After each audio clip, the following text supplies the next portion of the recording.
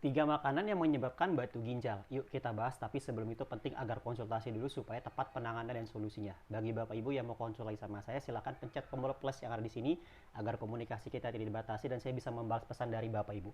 Yang mau saya beri akses pendampingan untuk program bimbingan pola makan penguatan ginjal, silakan ketik di bawah sini tombol bintang kuning, dan jangan lupa di share, semoga jadi amal jariah. Nah, berkaitan dengan batu ginjal ada beberapa penyebabnya, tergantung memang dari batu apa nih yang membuat batu di ginjal itu, ya, apakah dari oksalat ataupun dari kalsium. Nah, tiga makanan ini yang saya bahas pertama. Kalau misalkan penyebabnya karena batu oksalat, ada tiga makanan. Yang pertama itu karena kandungan sayuran bayam. Nah, kalau misalkan Bapak Ibu terlalu banyak konsumsi memang segala sayuran yang mengandung yang mengandung oksalat tinggi, itu menyebabkan terbentuknya batu. Nah, batu ini kalau misalkan karena oksalat disebut batu oksalat.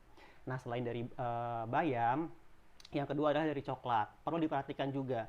Nah, coklat ini pun juga bisa membentuk batu di ginjal kalau misalkan terlalu banyak, terlalu sering. Dan yang terakhir, yang ketiga, itulah segala kacang-kacangan. Kacang mete itu juga bisa membuat terjadinya batu oksalat di ginjal Bapak Ibu. Betul, ya harus dikonsumsi, masih boleh dikonsumsi, tapi jangan terlalu sering.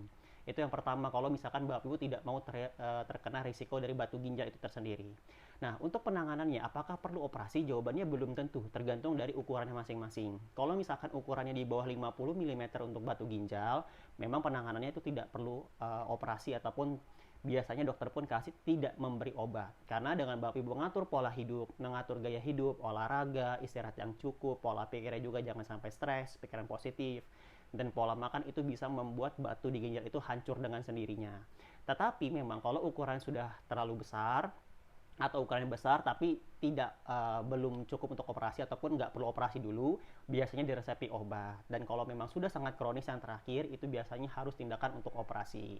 Oke, setiap orang itu kondisinya berbeda-beda Bapak Ibu, tapi yang paling penting untuk pencegahan perlu diatur gaya hidupnya, atur pola makannya, dan cukupi kebutuhan nutrisi, karena kemampuan tubuh itu bisa merecovery dengan sendirinya. Yang pertama kemampuan untuk membersihkan, yang kedua untuk menguatkan itu adalah dengan regenerasi sel.